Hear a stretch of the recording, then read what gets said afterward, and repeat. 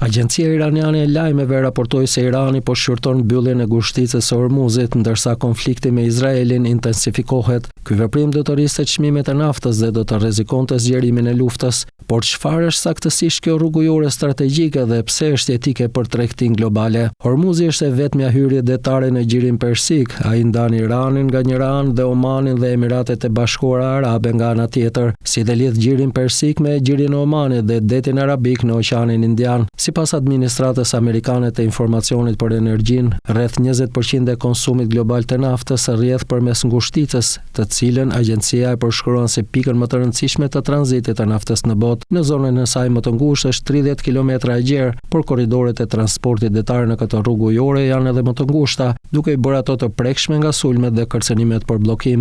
Gjatë konfliktit Iran-Irak midis viteve 1980-1988 që vrau disa qindra mijëra njerëz nga të dy palët, vendet shënjestruan anije tregtare në Gjirin Persik, por Hormuzi nuk u mbyll kurrë plotësisht. Në vitin 2019, 4 anije u sulmuan pranë ngushticës në brigjet e Emirateve të Bashkuara Arabe, mes tensioneve të larta ndërmjet Iranit dhe Shteteve të Bashkuara gjatë presidencës së parë të Donald Trump. Washingtoni fajsoi Teheranin për incidentin, por Irani mohoi akuzat. Sulmi ndaj korridoreve të transportit detar është përdorur prej kohësh për të ushtruar presion gjatë konflikteve, që nga shpërthimi i luftës në Gaza, Houthit në Yemen kanë sulmuar anijet rreth ngushticës Bab al-Mandeb në detin e Kuq, në anën tjetër të Gadishullit arabik. Edhe vendet që nuk importojnë naftë nga vendet e Gjirit Persik do të prekeshin nëse ngushtica do të mbyllej, sepse një rënje e madhe e furnizimit do të rriste çmimin për fuqinë në tregun global. Pasi Izraeli nisi një val sulmesh në të gjithë Iranin, duke synuar udhëheqësit ushtarak, ndërtesa banimi, baza ushtarake dhe centrale bërthamore,